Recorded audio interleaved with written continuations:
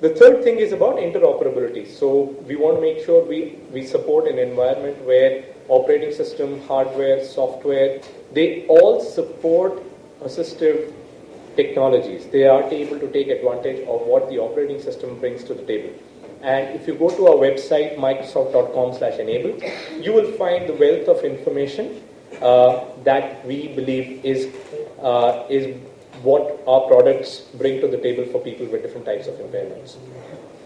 So, so while they changed the cable here, one of the things that I wanted to talk about was that accessibility, like I mentioned in the beginning, is not an afterthought. Making products accessible is definitely not something that we believe needs to be added at a later point in time for in our software. Windows and Windows Office, the web designing software, the web server that allows you to create. Thank you. So as a part of our software development lifecycle, we ensure that every product that gets designed has the accessibility requirements baked into the product rather than thinking of it as an afterthought. And that really helps us in not rebuilding the software or redesigning modules, but the same software has modules that allow a screen reader software and so on to take advantage of this. So right from the beginning of requirements gathering, we do use cases for what should be there from an accessibility point of view in our products. Alright, so I'm going to focus on 4 aspects of the Windows 7 and about 4 of them for Office 2010. You can stop me anytime and ask questions. I'm absolutely open to that.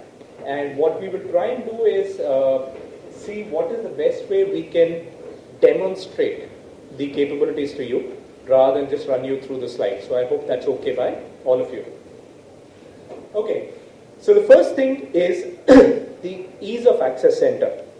Now, if I want to make something easy for people to use, I should not have to go to multiple parts of the screen or multiple parts of the operating system to understand what to use. So the ease of access center is that one single place where you need to go to invoke different capabilities within the operating system to address whatever specific impairment that you may have. So it's one centralized location and there is a shortcut. So if you use the keyboard, you press Windows and U, and that's really where it starts. So I will just press Windows and U. Sorry. And on the screen right now, you have the ease of access center that is played out. When you open it for the first time, it enables what is called as read this section aloud.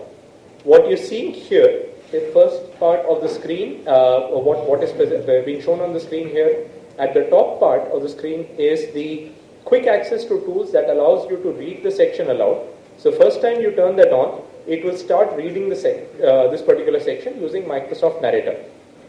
The second thing that it allows you to do is to choose between the top 4 options that we've seen people use. So first one is start the magnifier, and I'll talk about that in a minute.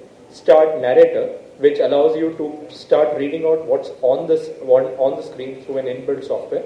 Unfortunately, it's a machine voice, and there is not much that we can do about the machine voice, but there are text-to-speech engines that have an Indian English voice or a not-so-machine voice that you can download and use, or you can procure and use. You can also start the on-screen keyboard, and I'll talk about that in a minute. And you can set up high contrast. So these are the 4 features that are most used, and you could go ahead and quickly select these so that it can set up the environment for you and personalize the machine to the way you work. So setting up high contrast is pressing Alt, Shift, and print screen. I'll just turn that on. This is designed for people who have challenges in seeing black text on a white background, and to help in such scenarios, all you need to press is a key, and you would be able to invert the color selection, and you would be able to put white text in a black background. And again, it's not a different login screen. I can go back, press Control Alt Shift and print screen, and it will turn it back on to that particular mode. This is one such instance of how we say we are not designing our product differently for people who are differently able. So this was high contrast. So the the top part of the screen talks about quick access to common tools, and I mentioned about the 4 tools here. The second option is actually to get the system to recommend stuff for you, depending upon the type of impairment that you may have. And I'll get to that in a minute. And the bottom part of the screen is about, what are the specific settings that you may want to use. So I'm going to just use the magnifier for a moment so that it's easier for you to see. Sorry.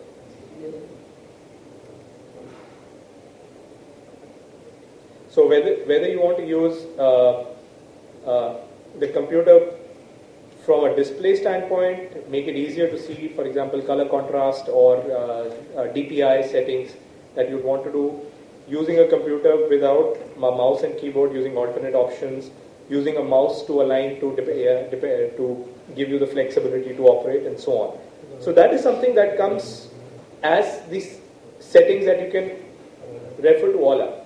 But what is interesting is that the system allows you to choose based on the impairment that you have and get a set of recommendations that you could use. So let me just start that wizard.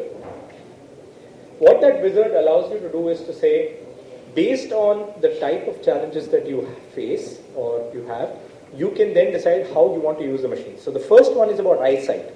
Out of the 5 options in the wizard, so depending upon eyesight, it could be that images are difficult or lighting conditions cause a problem, or you may be blind, or you may have some types of vision impairment, even if glasses correct that. So you could choose that. Right now I'm just going to select the default options that are there.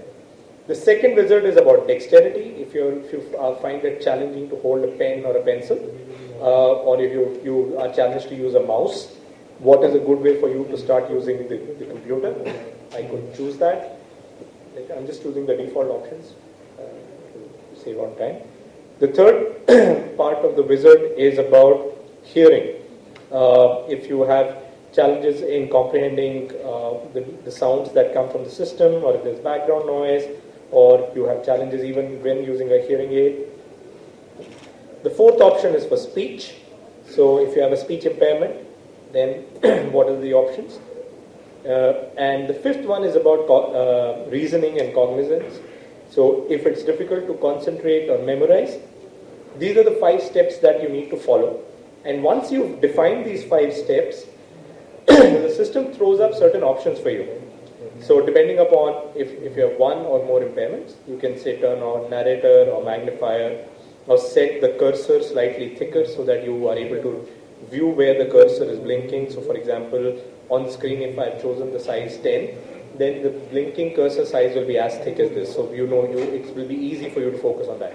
Or if you press the control key, the cursor will actually show up, so you are not lost with respect to it.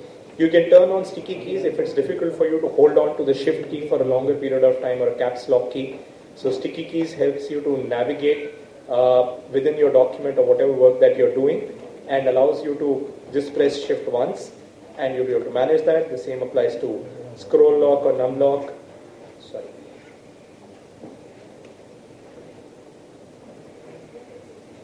You can also underline keyboard shortcuts and access keys, so that when you want to press Alt, you should know what is the next key to press if you do not use a mouse to navigate the options on the screen. You can change or invert the mouse color so that you can track it easily. So similarly, what you have is a set of options that are already a part of the operating systems, and based on the inputs that you gave as a part of your wizard, it lets you choose for different options that will help you make the computer personalized to the way you work. Next time you start your machine, you would be able to now use these settings because they will be turned on based on how you profile. In fact, I don't know how many of you realize, I'm just going to turn the magnifier off for a moment. The Ease of Access Center is also available when you log into your machine. So you can get the screen to be read out to you, or you can put in the password with an on-screen keyboard if you face any challenges in using the keyboard to type in your password, or if your organization forces you to put one caps lock and one small key without caps, so you need to press the shift key and so on. So those are some of the things that we provide as even before you log in into your machine. So this is the ease of access center. All you need to do is to press Windows key and U, and that will start the ease of access center, and then you can personalize it for how the system works for you. So, like I said, if you have any questions, please stop me and I'll try to do my best to address them. Yes, sir. Question there. The high